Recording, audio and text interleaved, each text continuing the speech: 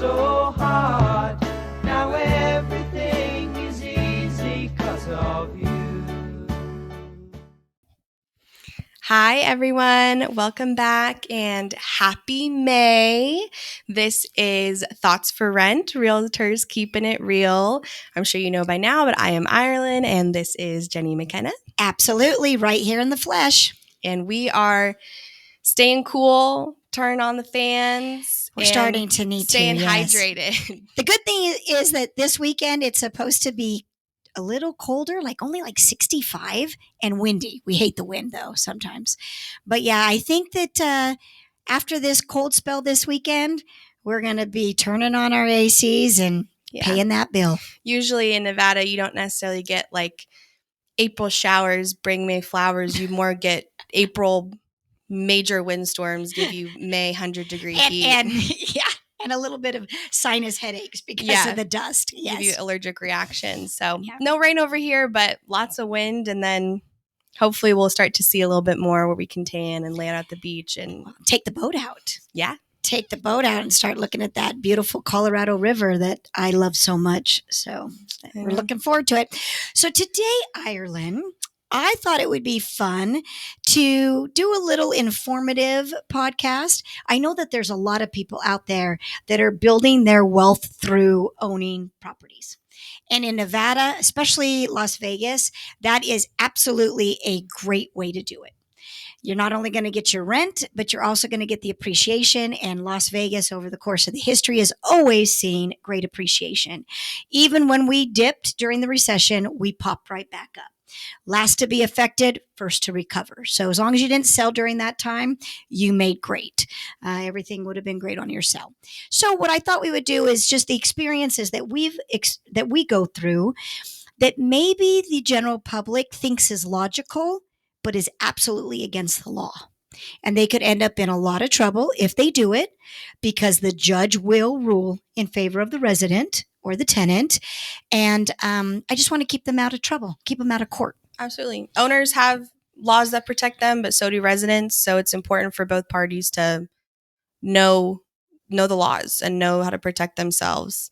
And it's good because if you ever want to do a really big deep dive after kind of hearing our tips and tricks, at least Nevada, because everything we're going to talk about is Nevada law, because there's national laws and then there's state laws. Mm-hmm. So there's some laws that apply to every single state, but there are going to be state laws that only apply to Nevada. So we'll touch on those. So make sure if you're listening from out of state, do your own research. And if you're listening in state and you want to do more research, those Nevada real estate laws are pretty readily available. So you just got to Google them and you'll be able to look at all of them. The key is you go NRS. And NRS and most of the rental NRS laws are somewhere around 116 and 118. Those are your hot buttons for when you're diving into it. The first one is the one that I get the most. When I have an owner that calls me and they're so frustrated because their tenant hasn't paid rent, and in this case, sometimes 3 or 4 months. That would never happen if it was with McKenna Property Management. These are all self-managed properties. But for whatever reason, they believed the resident's story. They've waited another month. Whatever. Now they are, as an owner, frustrated. They want them out. And they call me up and they're like, hey, why can't I just go change the locks? They didn't honor their lease. They haven't paid their rent. That is my property. I own that property. I want to go change the locks. Don't do that. Wee woo, wee woo, wee woo. Big red flag, because you don't, as an owner, have the right. I know that sounds so weird, right? Because it's your own house, but you don't have the right to change the locks. And you will get into a lot of trouble if you do. Yeah. There is a court-based proceeding when it comes to an owner requesting to regain possession back of their property, because what a lease is, or what an agreement for a rental is you're agreeing to give possession to that resident. And so if they're not honoring the contract, then you then have to follow the proper proceedings to get possession back. And that includes court notices, and that includes receiving judgments from the courts. Yep. So you can't change the locks. And if you're in a process where you do want to ask for possession back or work to gain possession back, you're going to want to make sure that you look into what your courts require you to do, because it's about proper serving and proper notice that you have to give. And that's if you've got a resident that is absolutely not going to cooperate with you. There is what's called like cash for keys. There is an agreement that you can make with that non-paying tenant, and you can say, hey, look, I'll give you, and doesn't this sound backwards, but hey, I'll give you, Mr. Tenant or Mrs. Tenant, $500 if you just give me back possession of the property. That would be legal. If that's all agreed upon and signed, then hey, no harm, no foul.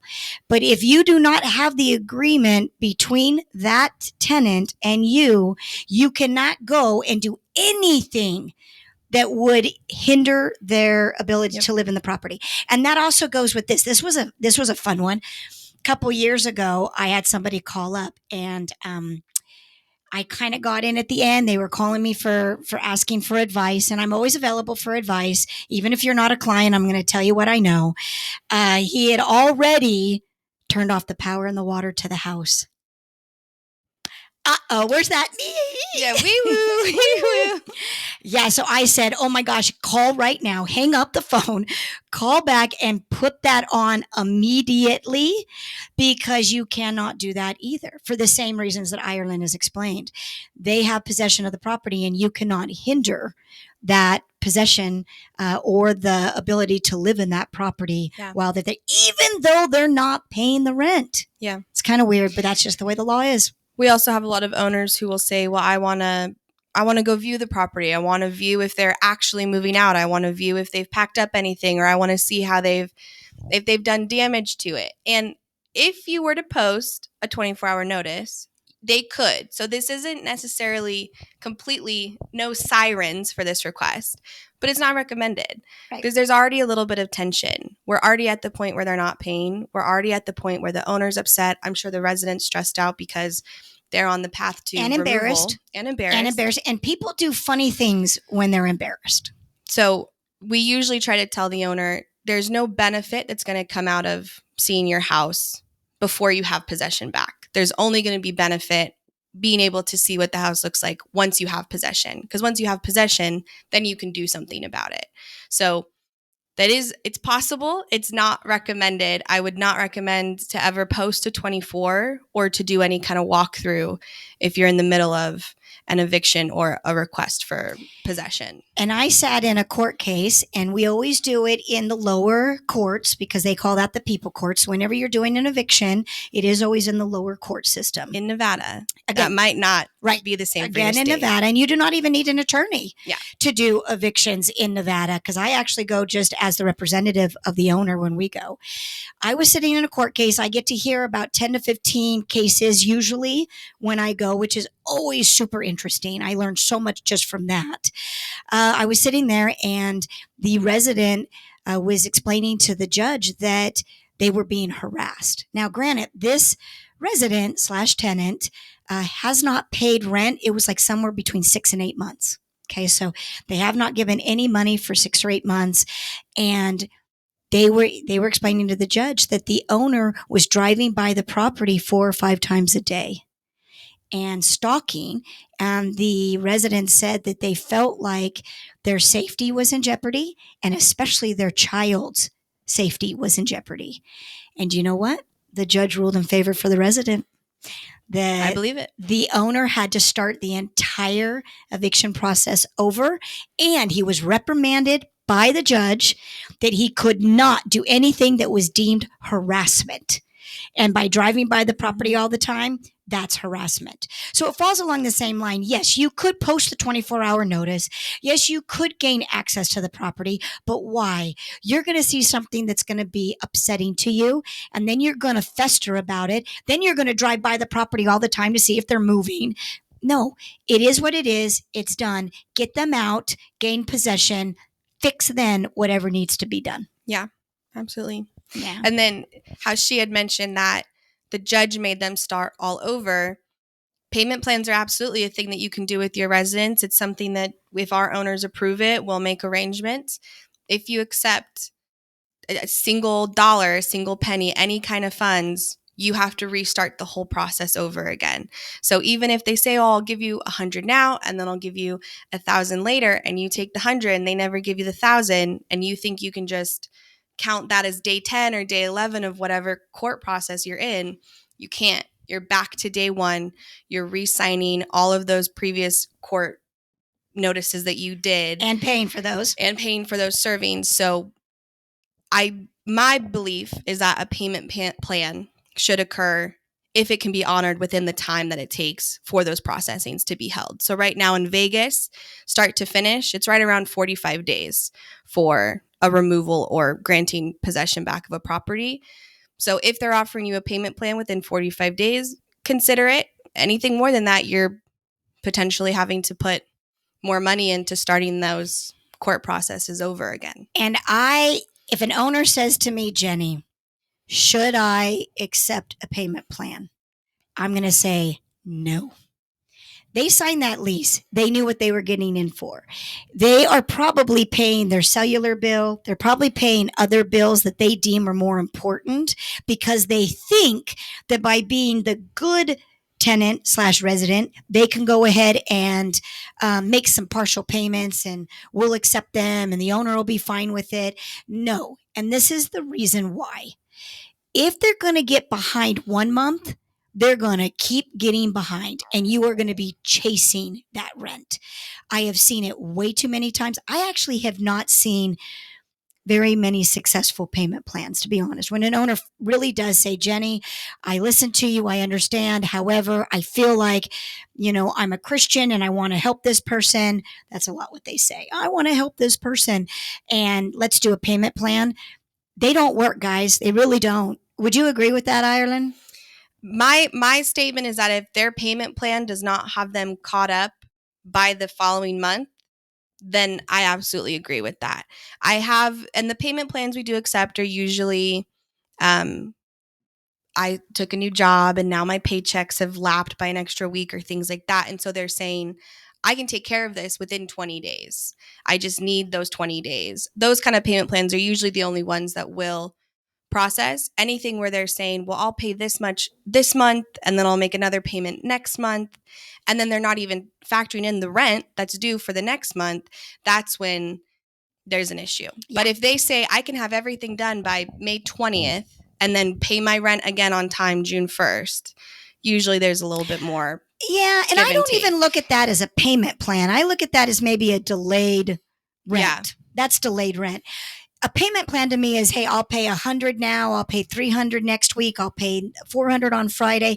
No, I don't need to be your payment plan. You signed a contract and you need to honor that contract. Yeah. Because if my owner, and you guys, that are listening, if you're self-managing, you feel this, you can't go to your bank if you have a mortgage and say, oh, you know what? I didn't get my rent. Or your HOA. Or my HOA. Yeah. And so I need another week. I need another 3. No. This is what it is, So I have no problem whatsoever looking in the eyes of a tenant or resident and saying, no, payment plan is not offered. Figure it out. Maybe go get a hard money loan, which is, ridiculous on the interest rate. Yeah. But if you really are telling me you can catch up, then go get that, bring us your rent, and then get caught up yourself. Yeah. I don't need to be the one that helps you get caught up. And we know that when we speak to owners like this who have found themselves in that position where they're months behind or they're chasing that money, most of the time it's because they have empathy, and everyone in the universe, everyone in the world has empathy, we hope. And a lot of those owners, it's very possible for 2 people to sit and have a conversation and one to feel empathy for the other and make up, reasons or excuses. It's much harder to do that when you're speaking to a company that's honoring a contract. So it can be a little harsher, but that is truly what's going to benefit you, is you as the owner don't have to have those conversations of, I'm going through a really hard time, and getting your ethos affected and kind of used to their advantage, because those phone calls are coming to a company instead. And the one thing that is the big sentence that we always say, does it honor the contract because if it doesn't honor the contract, then it's not allowed. Yep. Because both parties signed that contract and Yep. said, we'll honor that contract, but it's both ways. It's us and it's you. And the properties we have taken on that have been self-managed, the worst ones are the ones that are the nicest owners. Honestly, they listened to the excuses. They tried to help. I even had an owner that literally helped somebody, like a roommate or something, move out of that house. I'm sure they were trying to do it to gain possession. And then as soon as that person moved out of the house, still nothing was honored that was agreed upon. So yeah, I think it's just, if you are hearing the stories and you're getting the excuses, just go back to the contract. The contract's a contract, and you don't have to be the mean guy. You just have to be the person that says, look, we have to live by what you agree to, and then just stick to that. And then I wanted to talk about, which is the big issue that I find when we're in court and judges are listening to cases, the general public does not realize that when you finally get possession of the property, if the resident has left anything in the property, even if you deem it as trash, like a couch that has been clawed by a cat, and it's nobody's going to want this couch, right? But that couch is in the living room because the last resident left it there. You cannot get rid of it. You have to store it for 30 days. And you can store it inside the house and leave it there for the 30 days. Or you can store it in the garage and leave it in the garage for 30 days if you want to do work on the interior of the house. Or you can pay for a storage unit so the house can be completely vacant and you can do work on the entire house. But the cost of that storage unit, you will have to pay for. Yeah. So what we like to do, if possible, is we will put it in the garage if there is a garage, and then we have to lock it. You have to make sure that's part of Nevada law. So Nevada law says that it has to be in a safe and locked environment. That's why a lot of people use a storage unit. If you have to keep it in the interior, then you can lock the house, but then you are limited to doing any of the rent-ready stuff on the interior. If you decide to do a storage unit, Nevada does allow you to charge the resident when they come to pick up their stuff, whatever the cost of the moving into the storage unit and the cost of the storage unit. Now, the odds are, if there's really nice furniture, nice things that they just got evicted by the constable really fast and they're going to want to come back for it, then that might be worth it because you know that you're going to get them and they're going to pay whatever that amount is. But what I see more than anything is they're already in a hardship. That's why they didn't pay the rent. They're leaving the stuff they don't care about. And they're letting you, as the landlord, pay for the disposal of it. And in Nevada, you must remember it is 30 days, and there's something you have to do to prove the timeline. You have to send out an actual letter that starts the timeline. So the day that letter is on there and postmarked, that is the start of your 30 days. So like, let's say today is the 2nd, right? And I sent out that letter, certified mail, and it's on the 2nd. Now I can say 30 days from the 2nd is when I have the ability to remove all of that personal belongings. I can just get rid of it, sell it, dispose it, garbage, whatever. So just remember, there are some specific actions that need to take place and specific timelines when it comes to that. Yeah. And it's a lot of paperwork, it's a lot of admin work, and it's knowing the ins and outs. And that is knowledge that hopefully you can gain from a property management company, because we're also speaking with people who sit on the board for the housing division. We're talking to our servers who are in communication with the constable, who's in communication with the courts. Some of these laws that we're sharing weren't laws 10, 15 years ago. Not even 4 years ago. Not even 4. There were a lot of things that changed during COVID because it was a changing time. And so it's important that if you're not going to have the resources of someone who's in the business daily giving you that new knowledge, that you keep up with that knowledge. And that's kind of where we go back to our pitch of, is this knowledge worth our monthly percentage? Because when you start thinking about it, I would say it is. Well, and I absolutely agree that when things are going right in a rental, it's easy, right? You have a great resident, they pay the rent's on time, they call you if something is wrong, you get it fixed. I mean, most of the time it's easy. But boy, when it goes off the rails, it goes off the rails fast. And I have seen that the resident tenant doesn't get as damaged when it goes off the rails as the owner. The owner is the one who gets extremely damaged. And I hate to see that, because I am a believer that you build wealth by buying real estate. I really do. It's in my heart. I have believed it since I was 18 years old. I have been a property owner since I'm 18 years old. So I do think that real estate is the way to leave a legacy and to build your wealth. And when things go off the rails, that's usually when more emotions show up. And when more emotions show up, that's when more mistakes or errors or conflicts happen. So our knee-jerk reactions. Yep. Decision making that was abrupt and quick. So there's definitely something to be said. Yes, a lot of what we've shared has been worst case scenario. And even with us, we're only dealing with maybe 1% of our portfolio falling into this category of us taking them to the courts and having to deal with this. But that is still 1%. It's still happening monthly, and you don't want to find yourself relying on your emotions to make your decisions when something like that occurs. And especially when our median home price right now in Nevada is about $480,000. So that property is possibly worth $480,000 or more, maybe just a little less depending on what it is.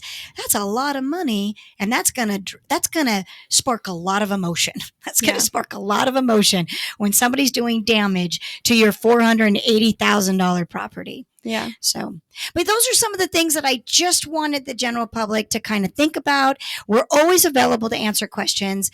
I am one of those that I've been in the business so long, I don't want anyone to get hurt. If you want, if you're in a situation and you want my opinion on it, happy to give it. You don't have to be part of McKenna Property Management for me to give you my advice. So always feel free to call the office, and we're here to help. But I just really wanted to make sure that if you are self-managing, these are a couple of things that you want to watch out for. Absolutely. So if you do have any questions, feel free to give us a call. And if you like the advice that you hear and you're learning something and you want to keep learning, then follow and listen along next week. And subscribe so you never miss Irelynn and Jenni. Yeah. Thoughts for rent, realtors keeping it real. Bye, guys. Oh, there you go. Sound good? Okay, good. I'll pass over to Irelynn. Here you go, kid. Thanks, Pops.